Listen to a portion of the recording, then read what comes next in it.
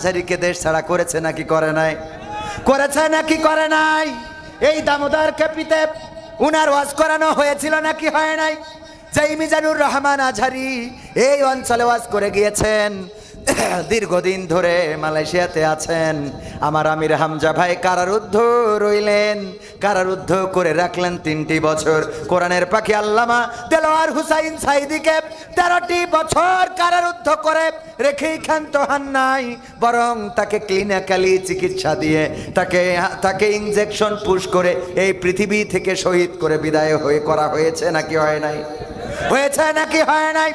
এমনি ভাবে আলেম ওলামা, দাড়িওয়ালা, টুপিওয়ালা, তবে সব দাড়িওয়ালা না, কিছু দাড়িওয়ালা আছে শিরনিখোর, কিছু দাড়িওয়ালা আছে হাদিয়াখোর, ওদেরকে কিছু বলে। এরকম আছে না নাই? এই জন্য আইনুদ্দিন আল আজাদ বলেছেন, কি হবে আলেম হয়ে ইমাম সেজে মসজিদেতে, পারো যদি সত্য কথা উচ্চ স্বরে না বলিতে। কি হবে আলেম হয়ে ইমাম সেজে সমাজেতে, পারো যদি সত্য কথা উচ্চ স্বরে না বলিতে। চাকরির ভয় করো যদি ছেড়ে দাও ইমামতি, চাকরির ভয় করো যদি ছেড়ে দাও ওই না গদিব। কি হবে ধোকা দিয়ে আল্লাহকে, কি হবে ধোকা দিয়ে আল্লাহকে, কি হবে বেঁচে থেকে অযথা বিদ্যা শিখে যদি না গড়তে পারি শোষণবিহীন সমাজটাকে। কি হবে বেঁচে থেকে, ঠিক না? গানটি লিখেছিলেন আইনুদ্দিন আল আজাদ রহমাতুল্লাহ আলাইহি। তিনি ইন্তেকাল করেছেন, পৃথিবী ছেড়ে চলে গিয়েছেন, কিন্তু কথাগুলো আজ অমর হয়ে আছে। কি হবে এমন ইমাম হয়ে যে ইমাম হক কথা বলতে পারে না? তবে অনেক মসজিদ আছে যে মসজিদে হক কথা বলা চলে না। কোন ইমাম আছে হক কথা বলে না, আর কোন মসজিদ আছে হক কথা বলা চলে, কথা কয় না। মসজিদের সভাপতি বলল, হুজুর কতদিন হয়ে গেল আমরা মুসা আলাইহিস সালামের জীবনী শুনি নাই, একটু মুসা আলাইহিস সালামের জীবনী নিয়ে আলোচনা করবেন। হুজুর আলোচনা করলো, আলোচনা করার পরে মসজিদের সভাপতি ডেকে বলতেছে, হুজুর আপনারে বললাম কি, আপনি করলেন কি? কি বলেছেন? আমি বললাম মুসা আলাইহিস সালামের জীবন নিয়ে আলোচনা করতে, আপনি কি করলেন? কয় আমি তো মুসা আলাইহিস সালামের জীবন নিয়ে আলোচনা করেছি। কয় কি করে মুসা আলাইহিস সালামের জীবন নিয়ে আলোচনা করলেন? আপনি তো দেখলাম ফেরাউনের জীবন নিয়ে পড়েছিলেন, কথা কয় না। কয় মুসার কথা বলতে গেলে আলাইহিস সালাম, উনার কথা বলতে গেলে তো ফেরাউনের কথা আসবেই। বলছে আসুক ভালো কথা, কিন্তু যখনই আপনি ফেরাউনের কথা বলছিলেন তখনই দেখছিলাম আপনি আমার দিকে তাকাচ্ছিলেন। সমস্যাটা কি বোঝা গেছে? আমার দিকে তাকাচ্ছিলেন, মনের মধ্যে দোষ আছে না নাই? আবু জাহেলের কথা বললে একদল মনে করে ওদের কথা বলা হচ্ছে, আব্রাহার কথা বললে মনে করে ওদের কথা বলা হচ্ছে, নমরুদের কথা বললে মনে করে ওদের কথা বলা হচ্ছে, ফেরাউনের কথা বললে মনে করে ওদের কথা বলা হচ্ছে। আসলে ওদের কথা বলা হয় না, কিন্তু ওদের অন্তরে এই জাতীয় ভয় আছে না নাই? কারণ চোর যে করে, মিজান ডাক্তার চোর ধরার জন্য কাঁঠাল চোর, কাঁঠালকে চুরি করেছেন, চোর ধরার জন্য বুদ্ধি করে বললেন কাঁঠাল চোর, আর কেউ নয়। এখানে আমি দেখতে পাচ্ছি যে কাঁঠাল চোর, তার মাথায় কাঁঠালের আঠা আছে। চোর মাথায় হাত দেবে না? দেবে না? চোর চিন্তা করলো মাথায় কাঁঠালের আঠা কেমন করে। আহারে হুজুর, আমরা শুনছি আপনার গাড়ি থেকে গতকাল মাহফিল থেকে কারা লুকিং গ্লাস খুলে নিয়ে গেছে, এ বিষয়ে কিছু বলেন। এই দেখো, কালকে আপনাদের খুলনায় ওয়াজ করলাম, খুলনায় বাস্তহারা, ওখানে তো বাস্তহারা যেখানে সেখানে তো একটু কিছু হারাইতেই পারে, ঠিক না? তো গাড়ির লুকিং গ্লাস খুলে নিয়ে চলে গেছে। যাবে না কেন? ওয়াজ হয় চোর চুরি বন্ধ করার জন্য। আমার মাহফিলে আমি মাহফিল করেছি, আল্লামা মামুনুল হক ছিলেন প্রধান বক্তা, আমির হামজা ভাই ছিলেন বিশেষ, এবং শামীম সাইদি ভাই ছিলেন। তারপরে এইভাবে মোটামুটি তালি বোঝেন, 3 জন দেখেছেন কিনা আপনারা? চোখে পড়েছে?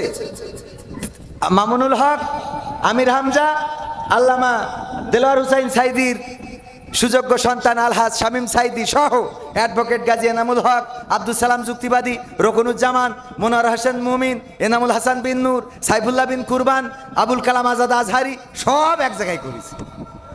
আর ওই দিন আলহামদুলিল্লাহ, আলহামদুলিল্লাহ বলা ঠিক হবে না, নাউজুবিল্লাহ, অন্তত 300-রও বেশি ফোন চুরি হয়েছে। সুবহানাল্লাহ। কি হবে? নাউজুবিল্লাহ। আমরা ওয়াজ করতেছি চুরি বন্ধ করার জন্য, আর ওরা নারায়ে তাকবীর দিয়ে চুরি করতেছে। হুজুর নিয়ে যাওয়ার সময় এখন কিন্তু প্রায় এই ঘটনাগুলো ঘটছে। হুজুর যখন স্টেজে উঠায় তখন চোরেদের সংঘবদ্ধ চক্র হুজুরের কাছে চলে এসে কয়, এই দে স্লোগান, নারায়ে তাকবীর। ওদিকে পকেটে হাত দিয়ে শেষ, তাকবীর দিয়ে তো চুরি করতেছে। হ্যাঁ, আমিও ঠিক করে রাখি, আমিও সাবধান হয়ে গেছি। আপনাদের এই এলাকায় এসে আমার ফোন চুরি হয়েছিল এই যে নোয়াপাড়ায়, আমাদের মুমিন স্যারের জানাজা পড়তে দাঁড়াইছি। আমির হামজা ভাইয়ের পাশে আমি, শেখ মহিউদ্দিন স্যারের পাশে আমি, দুই ভিআইপির মাঝখানে আমি। এর মধ্যে কোন চোর আরো ভিআইপি যে এসে পকেটে নিয়ে গেল। সহ্য না করে পারা যায়? এ চুরি বন্ধ করবো কি করে? ওয়াজ করে কি চুরি বন্ধ হবে? ওয়াজ করে চুরি বন্ধ হবে না, কি করলে বন্ধ হবে? হাত যদি কেটে দেয়, আমার ডাক্তার সাহেব পাশে বসা অতিথি, উনি যদি ডাক্তার হওয়ার আগে চোর হয়ে থাকতেন তাইলে হাত এক কান থাকতো না। ঠিক না বে ঠিক? স্টেজে এসে সামনে বসতেন না পিছনে বসতেন, যে সামনে দেখে ফেলবে। এবার যদি জোর করে সামনে দিত তাইলে বলতো, দেখো ডাক্তার কিন্তু একদা চোর ছিল। ঠিক না বে ঠিক? আমি যদি ওয়াজ করতাম, ভাইয়েরা আমার, দয়া করে কেউ চুরি করবেন না, চুরি করা গুনাহের কাজ। আর কোরআনের আইন কায়েম হয়েছে বাংলাদেশে, কেউ যদি চুরি করে হাতের কবজি থাকবে না। তাই কেউ দয়া করে চুরি করবেন না। এই বুসা হাত দিয়ে যদি ওয়াজ করতাম, আপনারা বলতেন, হুজুর আপনার হাতের কবজি কই? আমি বলতাম, আমার আব্বা আখ লাগিয়েছিল, গ্যান্ডারি কুইশাল, ওই আখ আমি মেশিনে ঢুকাচ্ছিলাম, ঢুকাতে ঢুকাতে ঘুম এসেছিল, আর হাতও ঢুকে যেয়ে রস হয়ে পাটালি হয়ে গেছে, এই জন্যে কেটে দিয়েছে। আপনারা বাড়ি যাওয়ার সময় এই যুবকেরা বলতো, যাই বলো তাই বলো, হুজুর কিন্তু যশোরের চোর ছিল। ঠিক না বেঠে? মেয়ে বিয়ে দিতে গেলে আমার আব্দুল হাই সিদ্দিকী ভাই চোর থাকলে যদি কবজি কেটে দিত, মেয়ে বিয়ে দেওয়ার সময় মেয়ে বিয়ে দিতে পারতেন না। আর যারা ভোটে দাঁড়ায় ওরা তিরানের চাল যদি মেরে খাইতো, আর ধরা খাওয়ার পরে যদি কবজি কেটে দিত, তাইলে এই যারা চেয়ারম্যান মেম্বার এমপি মন্ত্রী হয়েছে এদেরকে পরবর্তী টার্মে আর প্রার্থী হইতে দেখা যেত।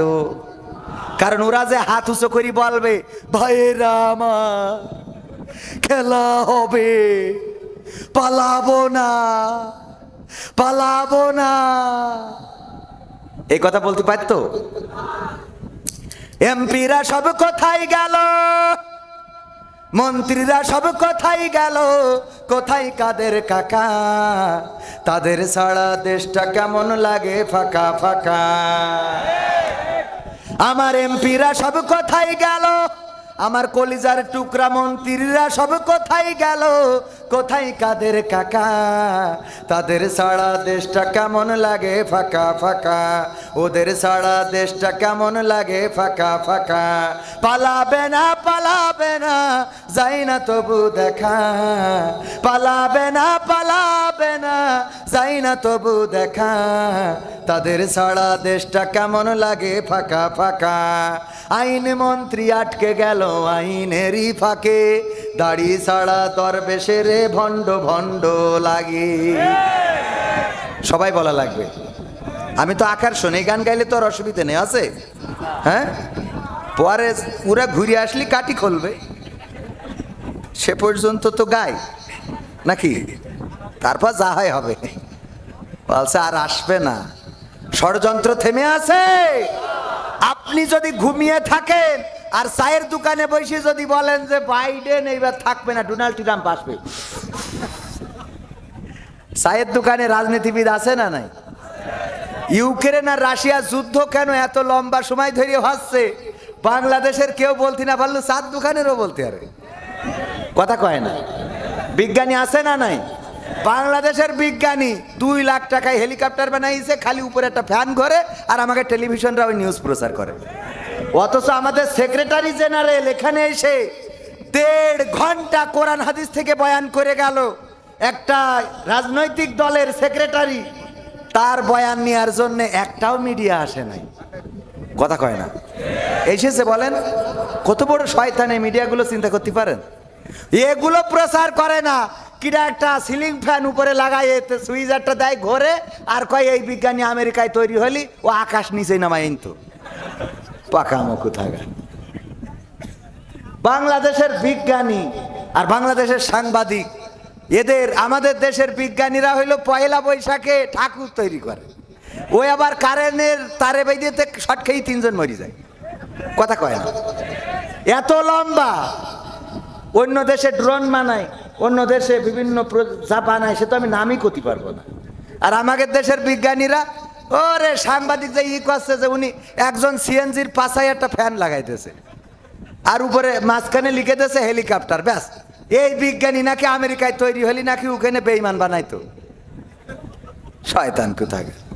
এইসব আজে বাজে জিনিস নিয়ে নিউজ করে। পরিমণি আজকে পায়খানা ফিরেছে, তার রংটা কি, কালারটা কত সুন্দর,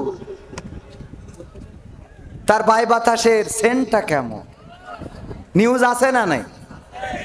পরিমণি আজকে রাজহাঁস রেঁধেছে, মজাদার হাঁস রান্না করলেন পরিমণি, ওরে নিউজ। আর আমরা হরিণ রান্না করি, তাও এ নিয়ে কথা নেই, পাকামো কোথায়। এই সাংবাদিকদের, এই যে যারা নিউজ করি বেড়ায়, এইগুলো সব ভণ্ডের ভণ্ড, এরা অকর্মা, আর এরাই শেখ হাসিনার পতন ঘটাইছে। সুতরাং আমরা ওদের ছাড়বো না, আমলিগও ছাড়বে না। কারণ শেখ হাসিনার উল্টো পাল্টা পাম মেরিয়ে তেল দিয়ে এমন কথা বলি যে মুখ ফসকে বলি ফেলাই, তাহলে রাজাকাররা চাকরি পাবে। মানে তেল এত দিয়া দেশে যে বেশি হয়ে গেছে। হ্যাঁ, ঠিক না বেঠিক? এই কাজগুলো করি শেখ হাসিনা, এই জন্য আওয়ামী লীগ বিএনপি সব একদল হয়ে এই সাংবাদিকদের পিছনে লাগতে হবে। যারা সত্য সাংবাদিকতা করে, কোনো অসুবিধা। আইন মন্ত্রী আটকে গেল আইনেরই ফাঁকে, দাড়ি ছাড়া দরবেশের ভণ্ড ভণ্ড লাগে। শুনছি কত নেতা নেত্রী খাইতেছে ভাই ডান্ডা, বিচারপতি কালামানিকের ফাটিয়েছে আন্ডা। পলকেরও ঝলক গেল, পলকেরও ঝলক গেল, থামিয়ে নেটের চাকা। ওদের ছাড়া দেশটা কেমন লাগে ফাঁকা ফাঁকা, তাদের ছাড়া দেশটা কেমন লাগে ফাঁকা ফাঁকা। কই গেল সেই সংসদেতে মমতাজের গান, কোথায় গেল হজরত বলা স্বামী মুসলমান। বোরকা পরে পালিয়েছে, ঠিক না বেঠে? কই গেল সেই সংসদেতে মমতাজের গান, কোথায় গেল হজরত বলা স্বামী মুসলমান। ইনু মেনন দীপু মনি আছে কারাগারে, পাপ করিলেও পাপ কখনো ছাড়ে কি আর তারে। কোথায় গেল স্পিকারে, কোথায় গেল স্পিকারের দৃষ্টি আঁকা বাঁকা, তাদের ছাড়া দেশটা কেমন লাগে ফাঁকা ফাঁকা। ওদের ছাড়া দেশটা কেমন লাগে ফাঁকা ফাঁকা। কোথায় গেল আরাফাত আর ব্যারিস্টার সুমন, কথা বলার সময় তারা করেনি ওজন। গরু বেচছে টেকা দিমো, তোমরা খালি খাইলবা, বলতো না বলতো না, তোমরা খালি খাইলবা, গরু বেচছে টেকা দিমো। কই গেল সেই আরাফাত আর ব্যারিস্টার সুমন, কথা বলার সময় তারা করে নিয়োজন। মুরগি কবির খাইছে ধরা, জাফর কোথায় আছে, গোপনে কি সেও গেল মোদি দাদুর কাছে।